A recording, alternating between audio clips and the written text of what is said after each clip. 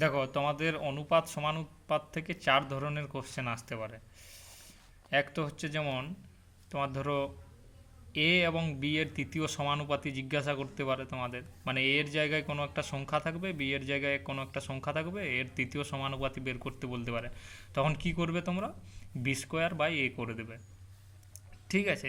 যেমন এখানে যদি 50 আর 20 যদি তোমার সমানুপাতি, তৃতীয় সমানুপাতি বের করতে বলতো, তখন এখানে করবে এই যে 50 স্কোয়ার বাই 125, এটার উত্তর হবে। আরেকটা হচ্ছে যেমন তোমার এ এবং বি এর মধ্য সমানুপাতি তোমাদের জিজ্ঞাসা করতে পারে, মানে এখানে এ বা বি এর জায়গায় অন্য কোনো সংখ্যা দিতে পারে, এখানে আমি এ বি লিখে তোমাদেরকে বোঝাচ্ছি বিষয়টা।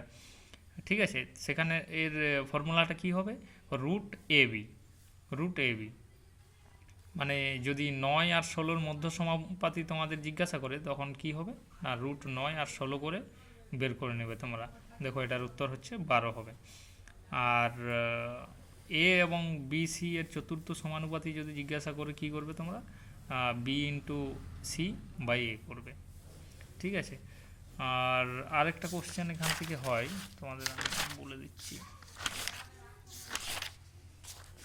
এখানে এটা এবারে এসেছিল কনস্টেবল এক্সামে, এসআই এক্সামে, পুলিশের।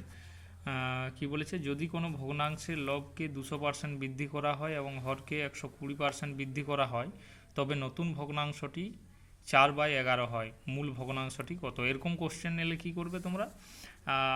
এক্স এক্স ধরবে লবকে এবং তার 200% বৃদ্ধি করবে, মানে কি, মানে মূলটা হচ্ছে 100 আর তার 200% বৃদ্ধি মানে টোটাল 300 করবে। তাহলে এক্স ইন্টু 300 ডিভাইডেড, নিচে ওয়াই ধরবে মানে হরকে, আর মূল সংখ্যাটা 100, তার 120% বৃদ্ধি মানে 220%। ঠিক আছে। আর ইজ ইকুয়াল টু 4/11 বলেছিল যেটা। তাহলে এটাকে তোমরা যদি কাটাকাটি করো, তখন তোমাদের বেরাবে 15/4।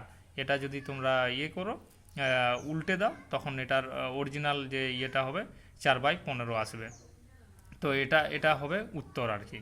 মানে এটার 4-এর যদি 200% বৃদ্ধি করা হয়, আর 15 যদি 120%, না, 4-এর যদি 200% কি করতে বলেছে, এটা বৃদ্ধি করা হয়, হ্যাঁ, এবং 120%, আর কিসের হরের যদি 120% বৃদ্ধি করা হয়, তাহলে এটা হবে উত্তর।